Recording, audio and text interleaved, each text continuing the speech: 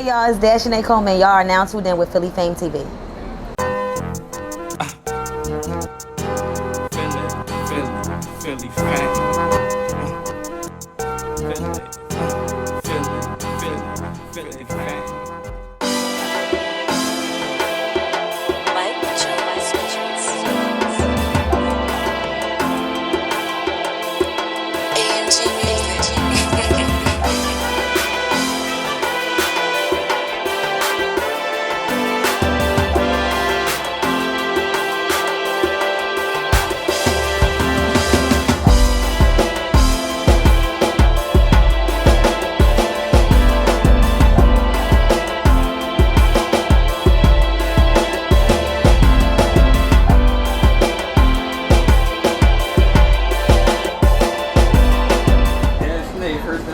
How you doing today? What's going on with you? I'm doing good. I'm doing well. Alright, so we live from NYC right now. So tell the people a little bit about, why we here and what's going on, or what transpired this weekend. Oh, so myself and a few of my other business friends, a few of my mentees from my business coaching group came in and caught a private jet.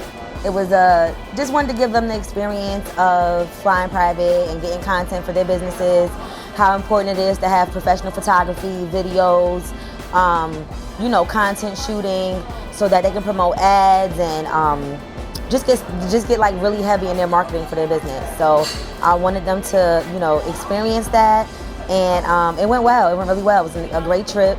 Some very beautiful, well-rounded business entrepreneurs. And I'm just blessed that we was able to get together and get that and let that happen. Now you mentioned that these are your mentees, so that means that you're in a position where other people seek your mentorship. So before we get to what you got going on currently, I want to backtrack and get a little bit of your backstory. So you tell us you're originally from Jersey City, New Jersey. That's correct. All right. So speak a little bit about what your come up was like there in Jersey City. Oh wow. So I went to private school all my life, and I was raised with my mom and my stepdad. I didn't know my biological dad. I think by the age of 13, because I was like so, what would I say, constricted, if that's the right word, to like my strict parents and then my strict upbringing, I guess. I started to like rip and run. I was hanging with older kids, doing things I ain't had no business doing. So at the age of 13, I started going to the youth house, going to programs. Oh, so let me pause you for a second. I want to make sure I understand this correctly. Yeah. So you saying, because this is a common thing that I just want to, touch on. So you saying that your parents raised you and they pretty much had you sheltered for the most part, kept you away from certain things. So when you got of age, you pretty much was more curious about them and jumped out there because they kept you away from it. I did, yeah. All right, cool. I just wanted you to touch on that because that's a common thing, especially where we come from, the environments we come from. Where, a lot of kids can't do a lot of things and then they end up hitting the streets real heavy. So go ahead, continue. Yeah. So I want to say by the age of 17, I became a mom. By the time I was 20, I had 3 boys. Their dad was in prison. He did 10 years. He was doing 10 years by the time I was 20. With that relationship, it was like a lot of emotional, physical abuse, stuff like that. I was able to basically regain control of my life and, find a way to, make a living for myself and my kids. So I ended up I did end up in a lot of trouble in the midst of finding my way, because I did things that was illegal. I got into trouble, and even as a young adult. So by the time I was 20, I want to say 23 or 24, I had multiple felony charges. By the time I was 24, I did go to prison, and when I got out, I completed about 2 years of parole. And after that, it was just over for me. I just wanted to stay on the right track, get my life together. I think that was just being away from my kids for so long was what gave me the battery in my back to just do things the right way. So how long was your wait? How long was you locked up for? Well, overall, throughout the multiple times, I was going to county from 18 to 21, 22 maybe, and then 23 or 24 I caught a charge. I fought it for like a year and a half.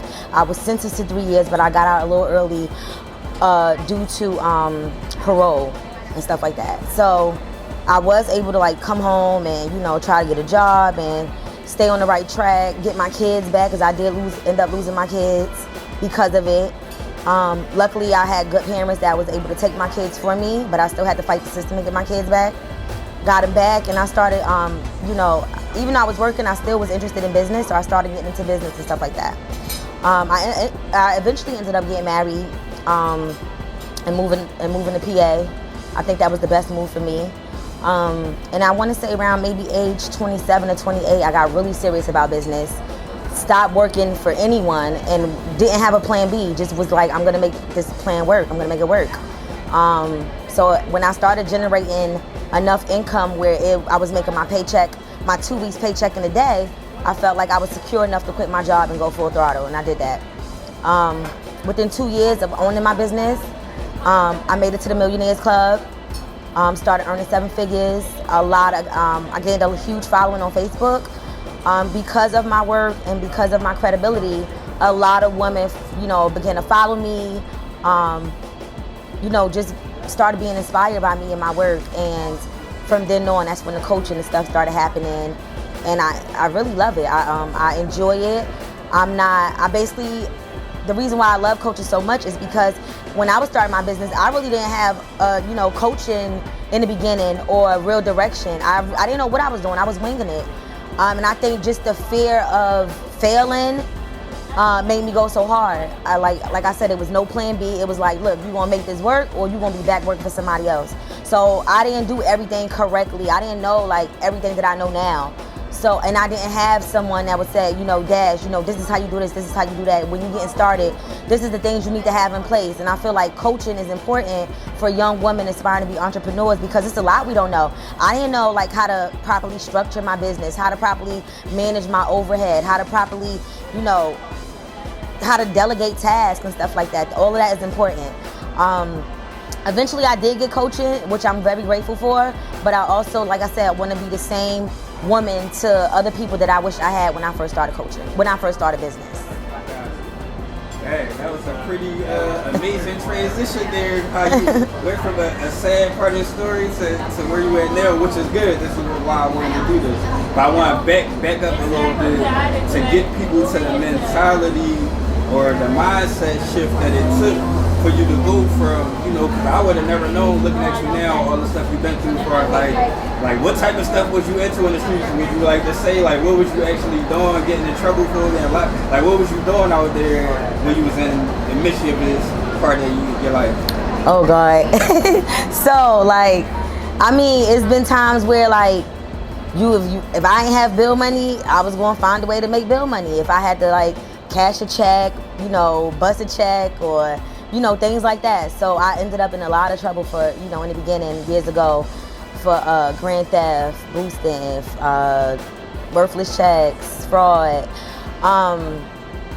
When I want to say, when I was 23, when I was 23, when I caught the charge that I lost my kids, that charge was serious. And it wasn't because,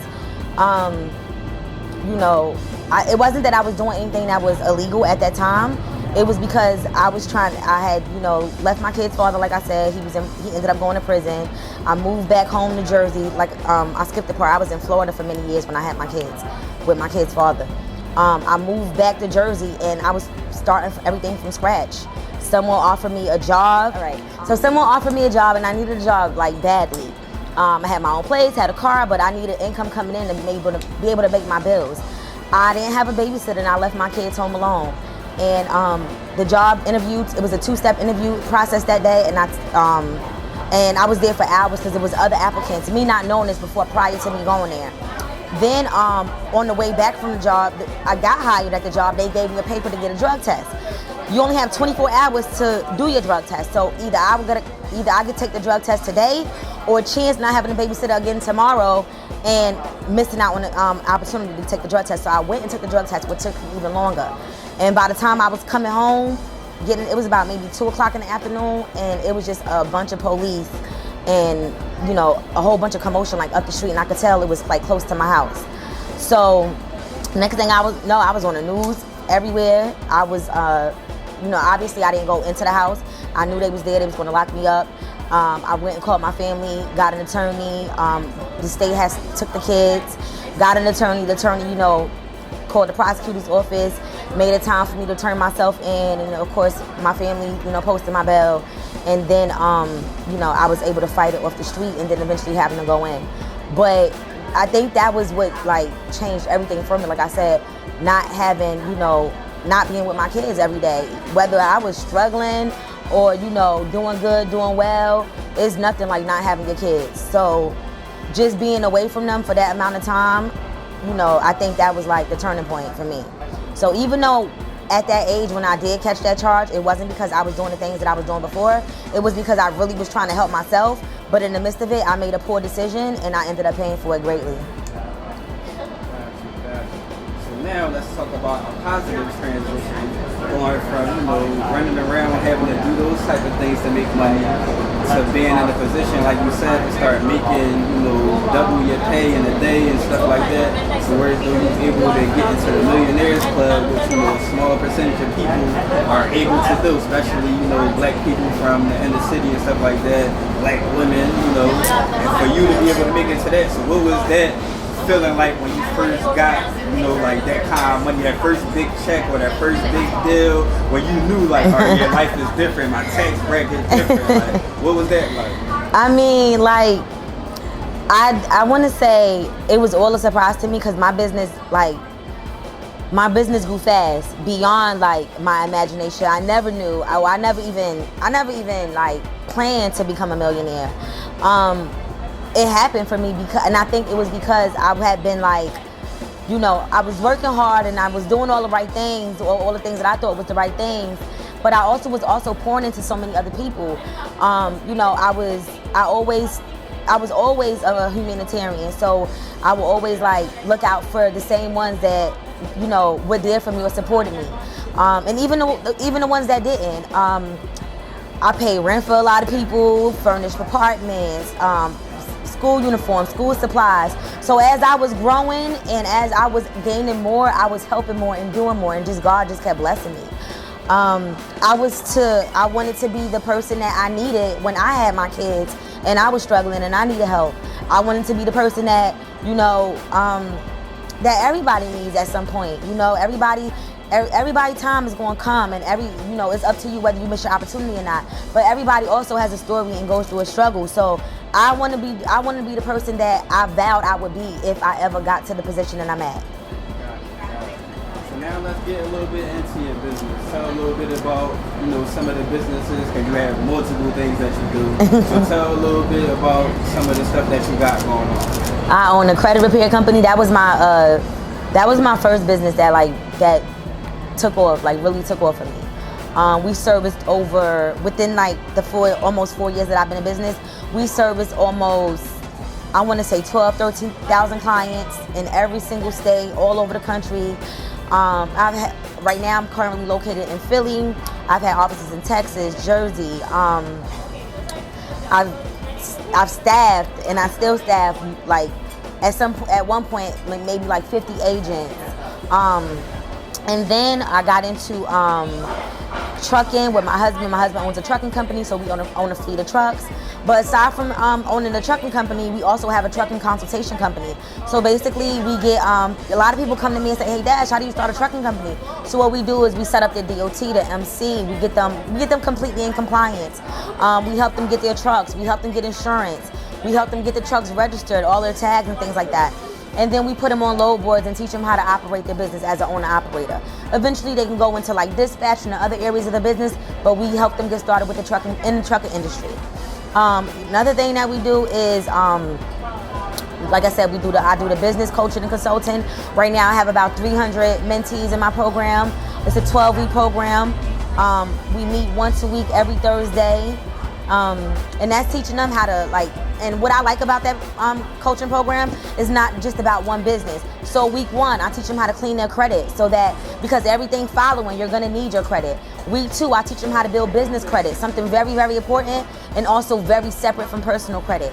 Week 3, I teach them how to get into funding, how to get funding for your business, how to get funding for personal. Week 4, they're learning Airbnb, because I have an Airbnb course online.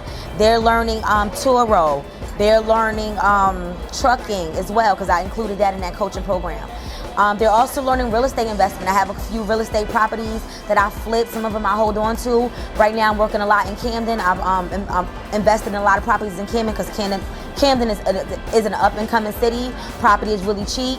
So right now I've been like letting them follow me through the whole process, of, you know, putting in my offers, going to closing, working with my contractors, picking out, you know, what details we want in the house, showing them from start to finish a really ugly house and turn it into a really beautiful house, and showing them also whether you want to hold on to it, whether you want to flip it, how to make that transition.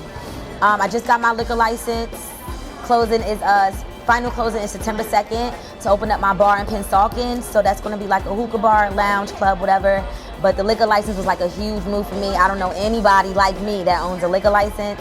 So that's basically what I got going on right now. Alright, that's a lot of stuff, man. You got a lot going on. You're a pretty busy person out there, I would imagine. Like, yeah. So I just want a quick question. Alright. What's a misconception, or one of the misconceptions about money from somebody who didn't have it to now that you got it? So what's a misconception that you think people may have, either about money or about people with money? Oh, okay. So I want to say that making a certain type of money, you gonna lose a lot of people that was close to you, and you gonna sometimes question yourself and like wonder, is it you? And it's actually not. You're growing, you're elevating, you're moving forward, and a lot of people are not going to be comfortable with that, and they're going to make it seem like you think you're better, but it's not. Your direction and your focus is different, so maybe certain places and certain things you don't want to do or go to anymore because you're in a different space. However, you still love those people. You still want to hang out with them. You still want to do things with them. But they're gonna distance themselves from you because they're gonna feel like they're not, you know, to your standards or to your liking, and that's not the case. It's just that you don't want to do those same exact things. You want to bring them with you, but a lot of them are not gonna be ready to come with you. Thank you. All right, for those who don't know, y'all hear the background. We live from a restaurant outside, looking outside. You know, see what you got there. Nice little salad. Yeah, I'm on the 30-day no meat diet. I don't know if it's a diet, but I just want to change. All right, so credit versus money. Being the credit repair expert that you are, and a lot of people, you know, be chasing money, chasing a bag, chasing the coins, whatever term they want to use. But how important is credit in actually building your wealth and becoming a millionaire? You need credit. Why? Because you need OPM. OPM is other people's money. You're gonna liquidate your finances using your own money for everything. You have to know when you should be using other people's money. You should be using other people's money for mortgages, for vehicles, to purchase property for business. For the people who ain't clear on what other people's money is. Other people's money is investors, the banks, credit unions. Of course, it's going to cost you a little bit to repay that, but over time, as you're using other people's money to build your business, you're building your wealth. You're building your portfolio. You're building your income bracket. So if I have, let's just say if I have $100,000 and I decide I'm going to start a business with my own money. If this business fails, guess what? I'm out of $100,000. I'm in the hole. If I took a loan out and I'm repaying it monthly, the business is not doing so well in the beginning, so yeah, it's taking a little bit of a loss. Again, this is still not my money. I took a loan out. My $100,000 is still there. If I'm using other people's money and I'm using investors' money, I'm allowed to take that loss because, you're paying it back over time. When you're using your own money and it's just going down the drain because you're not doing well in, you know, your business venture. Who's gonna replace that? Who's gonna secure your, you know, your money? You don't have a, you know, a backup plan for that. So why I feel like credit is way more important is because you can leverage, you know, you can leverage your success and your wealth using other people's money. You know, it's kind of hard to go to bed at night knowing you got $100,000 and you don't know if you're going out there and you don't know if you're going to make it back or not. You can move more comfortably if you know you took a loan out, you got some time to pay this back, you got some time to come up with a plan or some ideas, you got some time to make this work for you because you still got yours in the cut. But it's like I said, I, for myself, and you know, for anyone who is knowledgeable about credit and versus cash, they're gonna tell you credit is where it's really at, and that's why it's so important to have credit. So a lot of times you see a lot of these rappers and, you know, celebrities with, you know, certain cars or living in certain areas, and you think they pay cash for that? Absolutely not. They have credit just as well as they have the cash. They're using credit. They would be broke if they went out and said, I want to Aston Martin today. I'm going to drop this whole bag on that. They're financing that. They're leasing those, you know? So it's not okay to come into, like, I know a lot of people come into a lawsuit and feel like they're going to ball out. No, you come into a lawsuit, you go build your credit. You still keep your money, but you still do this. You still, you know, meet the same goals, but with other people's money. On that note, let's plug your information for people that's watching it. Like, damn, I like what she got to say. I might want to, you know, follow up with her, maybe get some coaching or some type of advice from her. How do I get in contact? So you can follow me on IG at coaching with dash. So coaching with WITH dash DASH on Instagram, or on Facebook. You can follow my fan page. It's Dashnay Coleman. All right. Anything else you want to leave them with that when you get a chance to touch on, or any advice or a message or anything that you ain't get to say that you would like to say? No, I feel like we pretty much covered a lot.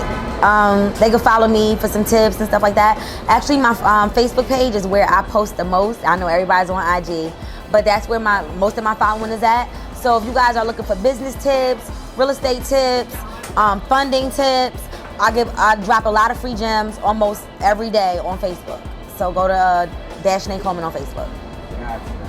And on that note, we're going to sign out for now. Till next time, Dashnay Coleman, F.A.M.E TV, and we out of here. All right, thank you.